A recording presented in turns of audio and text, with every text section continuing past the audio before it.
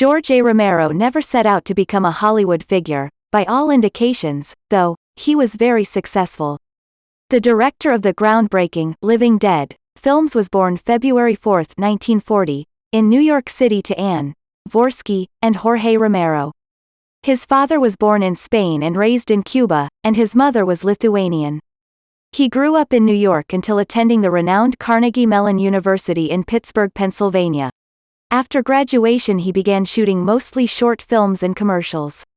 He and his friends formed Image 10 Productions in the late 1960s, and they all chipped in roughly $10,000 apiece to produce what became one of the most celebrated American horror films of all time, Night of the Living Dead, 1968. Shot in black and white on a budget of just over $100,000, Romero's vision, combined with a solid script written by him and his Image co-founder John A. Russo, along with what was then considered an excess of gore, enabled the film to earn back far more than what it cost. It became a cult classic by the early 1970s and was inducted into the National Film Registry of the Library of Congress of the United States in 1999. Romero's next films were a little more low-key but less successful, including There's Always Vanilla, 1971, The Crazies, 1973, Season of the Witch, 1972, where he met future wife Christine Forrest, and Martin, 1978.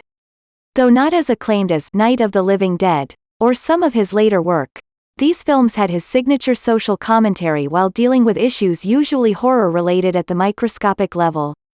Like almost all of his films, they were shot in, or around, Romero's favorite city of Pittsburgh. In 1978, he returned to the zombie genre with the one film of his that would top the success of Night of the Living Dead, Dawn of the Dead, 1978. He managed to divorce the franchise from Image 10, which screwed up the copyright on the original and allowed the film to enter into public domain, with the result that Romero and his original investors were not entitled to any profits from the film's video releases. Shot in the Monroeville, PA, mall during late-night hours, the film told the tale of 4 people who escape a zombie outbreak and lock themselves up inside what they think is paradise before the solitude makes them victims of their own, and a biker gang's, greed.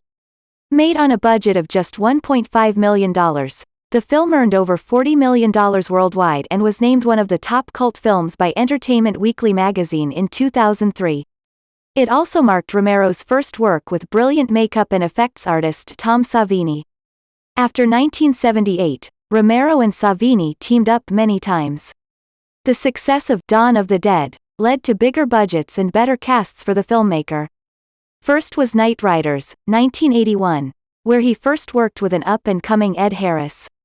Then came perhaps his most Hollywood-like film, Creepshow, 1982, which marked the first but not the last time Romero adapted a work by famed horror novelist Stephen King. With many major stars and big studio distribution, it was a moderate success and spawned a sequel, which was also written by Romero. The decline of Romero's career came in the late 1980s. His last widely released film was the next Dead film, Day of the Dead, 1985. Derided by critics, it did not take in much at the box office, either. His latest 2 efforts were The Dark Half, 1993, another Stephen King adaptation, and Bruiser, 2000. Even the Romero-penned, Tom Savini directed remake of Romero's first film, Night of the Living Dead, 1990, was a box office failure. Pigeonholed solely as a horror director and with his latest films no longer achieving the success of his earlier, Dead, films, Romero has not worked much since, much to the chagrin of his following.